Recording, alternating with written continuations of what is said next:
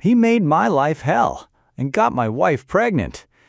But now, my brother's paying the price. My little brother Oliver straight up ruined my life, then knocked up my wife.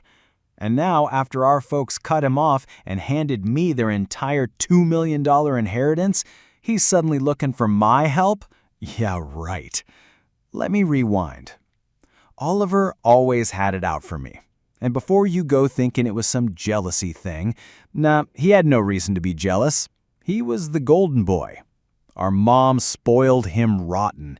She'd cook his meals like he was royalty, fold his laundry, and still had the nerve to ask me to tutor him through school, like it was some kind of big brother duty. I was always expected to help Oliver because, he's your brother.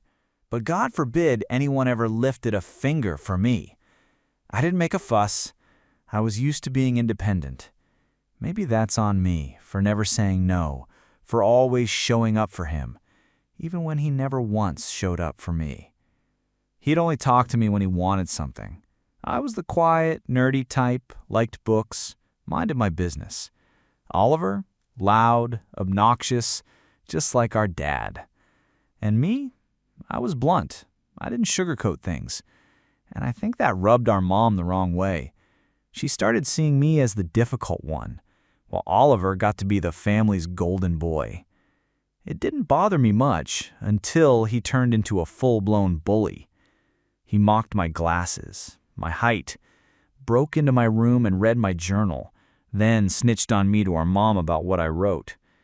I'd get upset, tell him he was crossing the line, and they'd just laugh it off like boys will be boys. He didn't stop there. He nearly snapped my glasses in half once. Another time, he dropped disgusting crap in my food. One morning, I found pebbles in my cereal. Rocks. If I hadn't caught it, I could have broken my teeth. I told my mom. She just brushed it off. "That's how brothers bond," she said. Nah, that wasn't bonding. That was cruelty. And it kept getting worse. And every time we fought, he'd dig right into my insecurities. He knew I was getting bullied at school. Did he help? Nope. He joined in. Called me an ugly loser, hairy freak. Told people I was worthless. Even egged on the kids who were pushing me around. And then, one time, we got into a stupid argument I can't even remember, and he told me to kill myself. Most of the time, I could take the insults. But that one cut deep. Especially because I was struggling. And he knew it. Back then, I was barely holding on.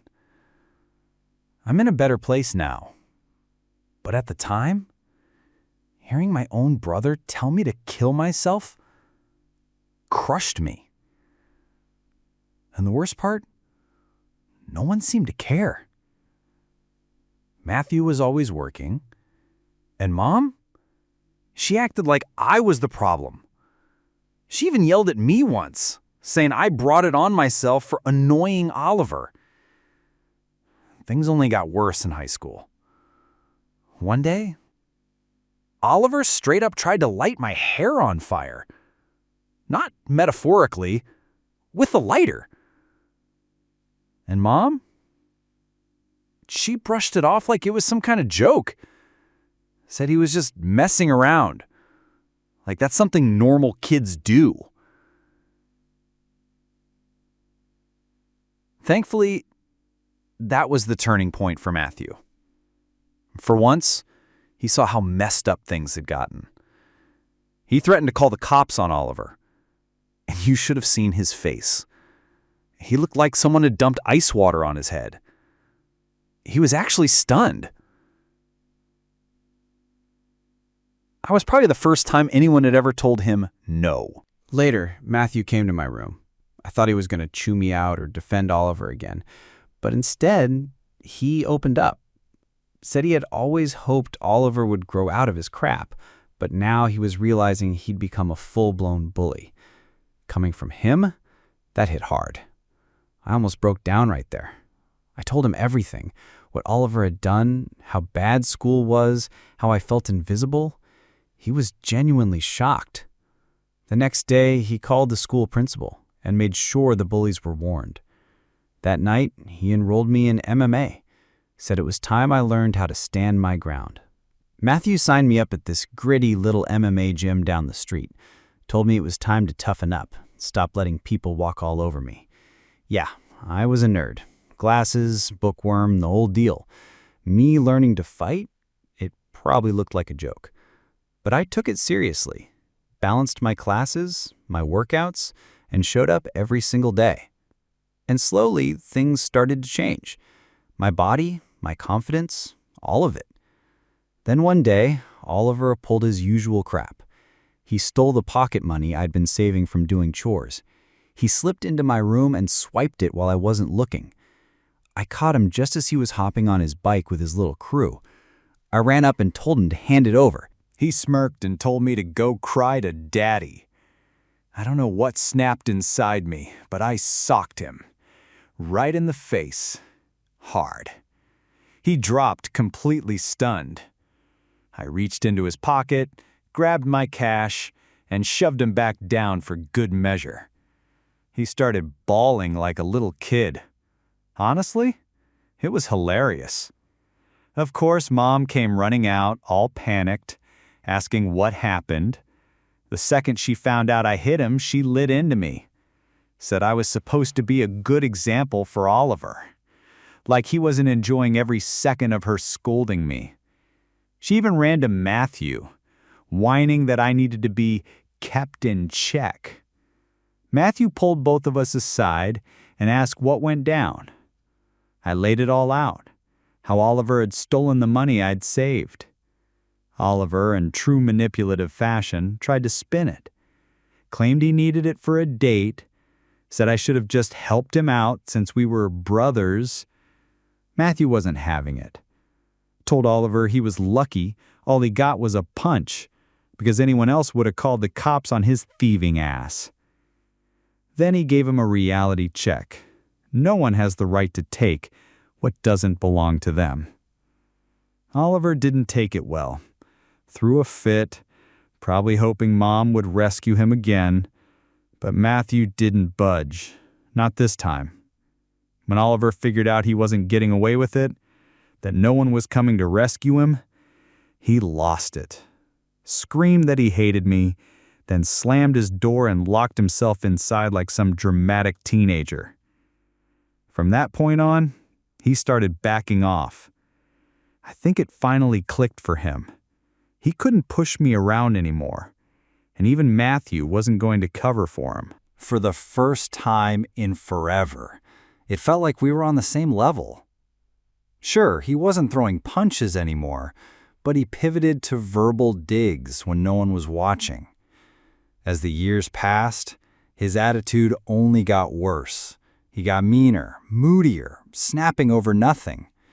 Ask him a question, he'd storm off, mumbling crap like loser or nerd under his breath. And if he ever needed to tell me something, he'd go through Mom. Wouldn't even speak to me directly. I asked her once why he couldn't just talk to me like a normal human being. She told me to be more understanding, like I was the problem. I didn't know if it was teen hormones or if he just genuinely hated me. Whatever it was, the constant tension was suffocating. I begged Mom to help us talk it out, to sit us down and work through the mess, but she refused every time. Said she didn't want to take sides. I even asked her why Oliver acted like this. She brushed it off, like it wasn't worth the conversation. Eventually, I got out. Landed a full scholarship to my dream university, top of my class. Matthew was thrilled, threw me a party. Even Mom cracked a smile for once. Oliver, cold as ice. Didn't say a word, didn't congratulate me, nothing. When I left for school, I felt two things at once: hope for the life ahead and pure relief. I was finally free of that toxic house. And once I got to campus, it was like breathing fresh air. I made friends, loved my classes, and for the first time ever, I got a taste of peace. Without Oliver's constant verbal jabs hanging over me, I could finally breathe. The anxiety I'd carried for years just vanished. It felt like stepping into sunlight after living in a storm. During my second year, I met Evelyn at this wild frat party. A mutual friend introduced us, and we clicked instantly. She had this warm, easy energy that just drew me in. We came from fairly traditional religious upbringings, so when she got pregnant during our final year, we knew what that meant. No questions asked, we got married right after graduation. It wasn't some big, flashy event, just close family, friends, and a lot of genuine happiness. For a while, I really thought she was it, my ride or die. I'd always dreamed of building something real with one person. No cheating, no lies, just love, loyalty, and a quiet life together. Other women flirted over the years, sure, but I never even entertained it. Evelyn was everything to me. But that picture-perfect dream didn't last. Eventually, the truth came out. Twice. 2 separate betrayals. The first was a long on-and-off affair with some married guy she worked with. That dragged on for years, behind my back. The second? A short fling with her ex when she visited her family. Yeah, while I stayed home thinking we were solid, she was out reliving old sparks. Maybe I was naive. Looking back, I probably was.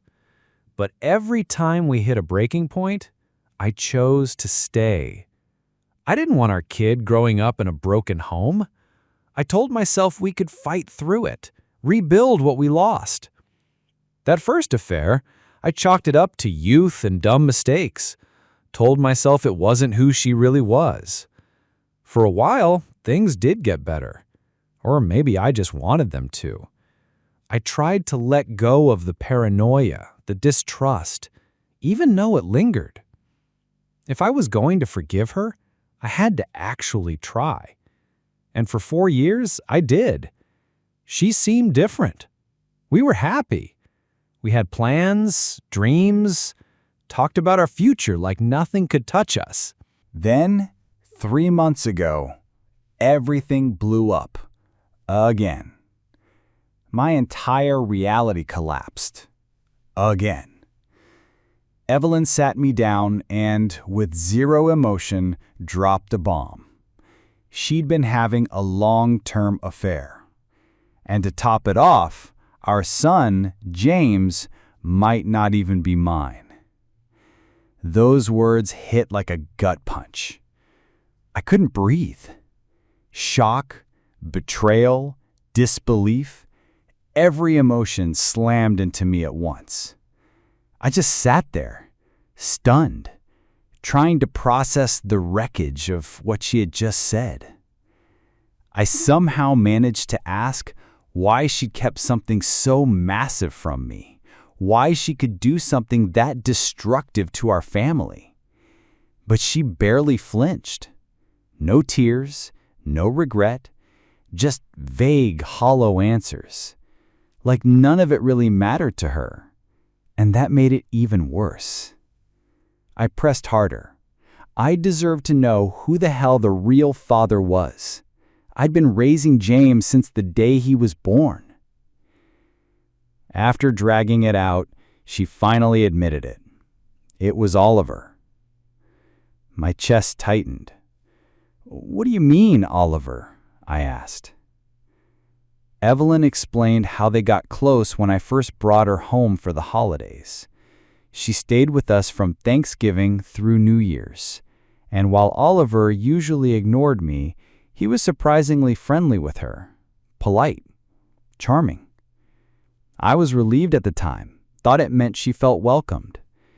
She wanted to be part of the family so badly, she'd spend hours with my mom, getting close to everyone. And of course, she picked up on the tension between Oliver and me. Asked me about it. I opened up, told her we weren't close, probably never would be. He held on to old grudges, and it was what it was. But she started involving him in everything. Movie nights, dinners, little hangouts, always making sure he felt included. I didn't question it. If anything, I was glad he wasn't treating her like crap. I remember them playing video games together, laughing in the living room, thought it was harmless. Apparently, one night he opened up to her about some breakup he was going through. He was vulnerable, and she comforted him. Oliver started flirting with her. Not anything wild at first, just harmless little comments when I wasn't around. That's how Evelyn described it anyway. But it didn't stay harmless. Eventually, it crossed the line. She claimed things escalated beyond her control. Yeah, okay. The thought of them, my wife and my brother, hooking up behind my back made me physically sick. Evelyn said she felt guilty afterward and ended things with him, which in hindsight explained why she suddenly bailed on our New Year's plans. I begged her to stay, but she was dead set on leaving. When we met back at college after winter break, she acted like nothing had happened, all smiles and sunshine. 2 weeks later, she told me she was pregnant. That's when she dropped another bomb. She had no idea if the baby was mine or Oliver's. No tests, no way to be sure. But she chose to stay with me, said I was the reliable brother. That's why she agreed to marry me, not out of love, because I was the safer bet. My world cracked open. I looked at this little boy I thought was mine, the kid I'd already started to love, and now I had no clue who his real father was. I asked Evelyn if she and Oliver had been messing around recently, and she nodded, slowly, said they never really stopped talking. They kept the flame alive, because, in her words, the chemistry was just too strong. They'd sneak off to hotels, pretending she was working late or out on business. She admitted half her so-called work trips were just secret hookups with Oliver. I asked her straight up, why the hell did you marry me if you wanted him? She said she didn't want to be the one to break things off, that she saw what a great dad I was to James and she thought staying was the right thing. Claimed she didn't know how to stop. Called it a mistake. I told her, thanks for the honesty, but I was done. I was packing my stuff and leaving. That's when she broke down, begging for forgiveness. She expected me to yell, to blow up, but I didn't. I just zipped my bag while she cried. She started throwing out lines like, "If you love me, you'll fight for us," and "Every marriage has its mistakes," like that was supposed to fix this nightmare. Once Evelyn saw I wasn't going to scream or beg or start throwing things, she flipped the script, switched to the think about James play, told me a divorce would destroy our son, that kids shouldn't grow up in a broken home. I reminded her, flat out, that James might not even be mine. That hit a nerve. She started sobbing harder, called me heartless. But honestly, it felt like she truly believed I'd never walk away. Like no matter what she did, even sleeping with my damn brother, I'd stick around. Maybe part of that was on me. I'd let too much slide over the years. I did love her, or at least I thought I did. But I think what I really loved was the idea of our little family, the history, the illusion that we'd built something worth protecting. Evelyn kept begging, saying it wasn't too late to fix this. But I couldn't hear it. Not anymore. The trust was gone. Everything out of her mouth just sounded fake. Even if I could forgive her, I'd never forget who she'd been with. And it wasn't just anyone. It was Oliver. I've always believed in second chances. Nobody's perfect. But this was beyond saving. So I left her crying on the front porch and checked into a hotel. The next morning, I drove straight to my parents' place, sat them down and told them everything. Laid it all out, how Evelyn and Oliver had been hooking up for years. You could see it in their faces. Pure shock. Of course, Mom did what she always does, tried to defend Oliver. He'd never do that to his own brother, she said, like she couldn't even let the truth breathe for 1 second. I told them to be quiet. I needed them to hear it from him. So I pulled out my phone and called Oliver right there in front of them. Told them not to say a word. I wanted him to think it was just me. No warning, no time to make up a lie. I hit him with the truth, asked him straight up about the affair.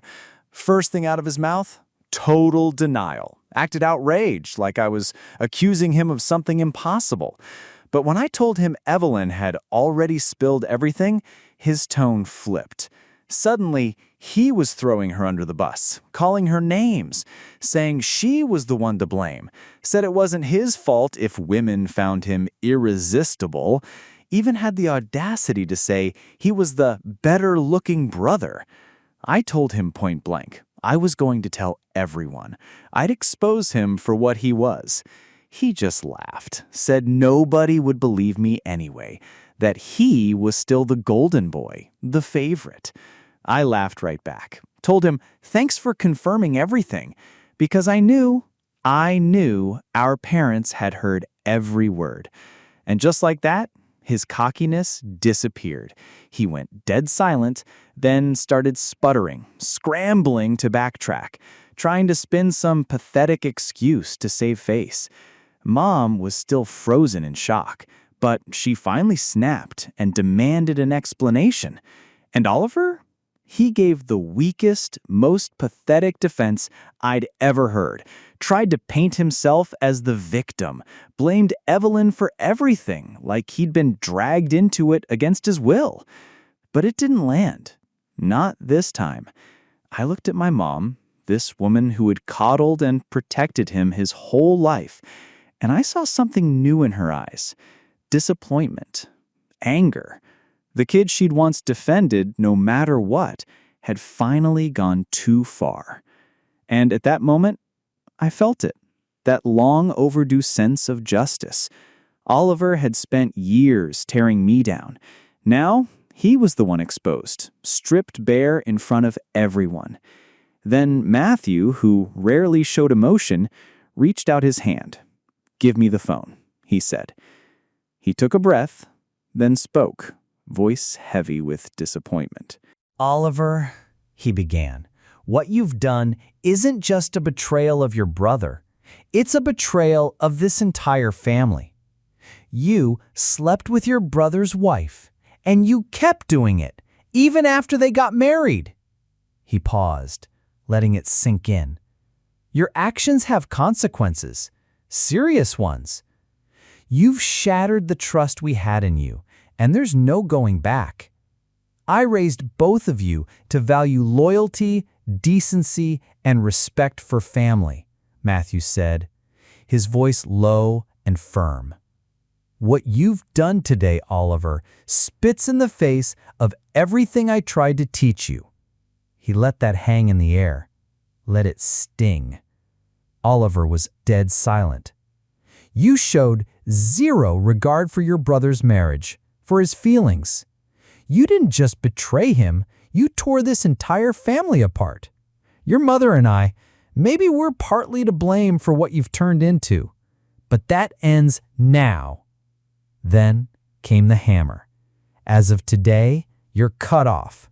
No more college fund, you'll pay for your own tuition. And that cushy lifestyle you've been enjoying on my dime, gone." Matthew didn't even flinch.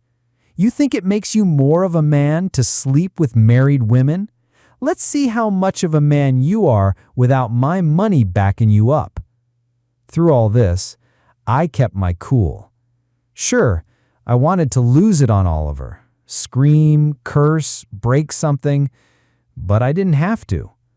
Watching Matthew take him apart piece by piece, that was the closure I didn't know I needed. Oliver had underestimated the fallout, big time. Of course, Mom tried to cling to her old instincts, making excuses, defending her sweet boy, but Matthew wasn't having it. He shut the call down, cold. Afterwards, Mom came over to me. Her eyes were red, her face stiff with shock. And then, she hugged me. It had been years since she'd done that. There weren't any words, but I didn't need them. That hug, finally, was her way of saying she got it, that she saw me. She whispered an apology for never believing me before.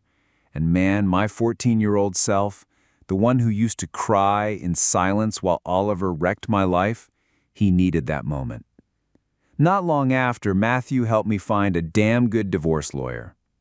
I was ready to erase Evelyn from my life for good. Evelyn and her lawyer didn't go down easy. They tried to play dirty, demanding alimony just because I made more money. But the affair? That changed everything. It weighed heavy in my favor, and the court wasn't buying her sob story. We ran a paternity test just to end the questions once and for all. And the results hit like a freight train. Oliver was James's biological father. It was somehow worse than finding out about the affair. I was livid. The kid I'd poured my heart into, the one I thought was mine from day one, he wasn't. Still, I stayed calm. I didn't let it destroy me. Evelyn begged me not to walk away from James, said he didn't deserve to suffer for her mistakes. But I couldn't do it. Every time I looked at that boy, all I saw was Oliver, and it ate me alive. After the divorce finalized, it was like a weight had been ripped off my chest. I got my own place, small bachelor pad, nothing fancy, but it was mine. And for the first time since college, I was living on my own terms. I'd married young, never had the space to just be me. But it didn't take long to adjust. Independence came naturally. And honestly, I loved it. Then, 2 weeks ago, Matthew gave me a call. Told me he was updating his will. He didn't want Oliver to get a single dime. Once Matthew makes a decision, that's it. No turning back. He was done with Oliver. No more excuses, no more second chances. Even Oliver showed up at their doorstep, crying, begging to be let back in. Didn't work. Even Mom, who used to cave to every one of his tantrums, shut the door. That had to be brutal for her. But she finally saw who he really was. Oliver never once texted me. No apology, no ownership, nothing. He wasn't sorry for what he did. He was just pissed about losing his golden status. Matthew said he planned to leave everything to me. The house, the accounts, all of it. And just to make it airtight, he said he'd leave Oliver exactly $1. Just enough so the will couldn't be contested. My eyes shot wide open when Matthew told me the full number, nearly $2 million. His life's work, savings, retirement, life insurance, all of it. And he was leaving it entirely to me. The only condition? If he passed before Mom, she'd still get to live in the house, even though ownership would legally transfer to me. I was more than fine with that. I wanted to make sure she was taken care of anyway. Somehow, Oliver caught wind of the will, and since our parents had gone full no contact with him, he called me yesterday, like nothing ever happened.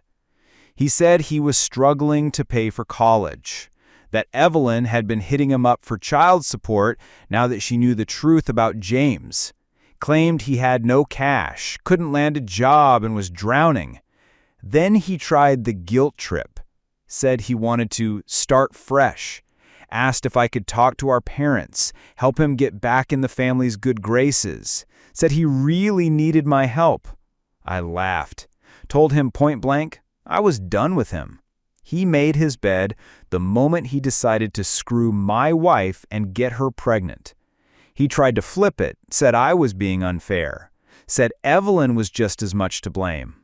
I said, yeah, I agree.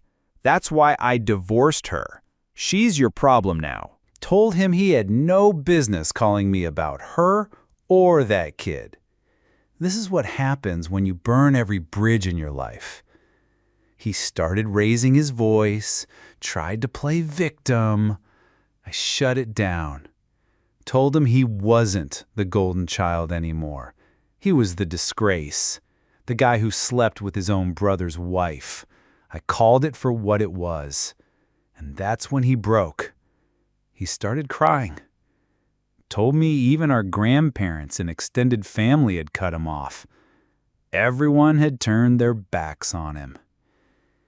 Maybe that's true, but it's no longer my problem. I told him we were done, that he was no longer my brother, and I never wanted to hear from him again. Since then, I've replayed that call in my head. Even with all the anger I carry, I'll admit, hearing him cry, that messed me up a little. I hadn't seen him cry like that since we were kids. I won't lie. Hearing Oliver cry like that messed with me a little. It stung to see him so broken. And yeah, part of me started to wonder, should I talk to our parents about him? Or am I just heartless for walking away completely? Hey everyone. Some of you have asked why I cut ties with James, and a few even called me cruel. So, let me clear things up. This isn't a case of me walking away from a stepson. I genuinely believed James was my son. I held him, loved him, raised him as mine. And then I found out he's actually Oliver's. That revelation tore me apart. I cried for days. But here's the thing. I can't keep any ties to Evelyn. And James, he's the connection. If I stay in his life, she'll find her way back in. And I can't let that happen. Call me selfish, cold, whatever you want. But I need space. I need peace. Maybe someday I'll see him again. But not now. Not soon. Yeah, most of you guessed it. My mother was the one who told Oliver about Matthew changing the will. That's how Oliver knew and why he came crawling to me. I confronted her, right in front of Matthew, and she broke down. Said I'd punished Oliver enough, that he'd learned his lesson. Matthew shut that down instantly. Told her that if she really believed what Oliver did was forgivable, then he didn't want to be married to her anymore. Said he couldn't forgive a betrayal like that, and if she ever talked to Oliver again behind our backs, she could pack her things and leave. My dad's a man of his word. He's stubborn as hell, but he means what he says. And honestly, I think she finally heard him. It's been 5 months since all this blew up. And things, they're better. My relationship with my parents has improved a lot, especially with Matthew. We go golfing every weekend now. He treats me more like a friend than a son. We actually talk. My mom still misses Oliver. I can tell. But she's stayed away. No secret calls, no visits. Last I heard, Oliver's been asking everyone for cash. He eventually dropped out of college, couldn't afford the fees. He and Evelyn are living together now. He works part-time at a mechanic shop, and apparently they're raising James together. Good for them, I guess. As for me, I'm doing all right. Got promoted at work 2 months back. Pays better. I haven't been dating yet. Still need time. Still going to therapy. Taking it slow. One day at a time.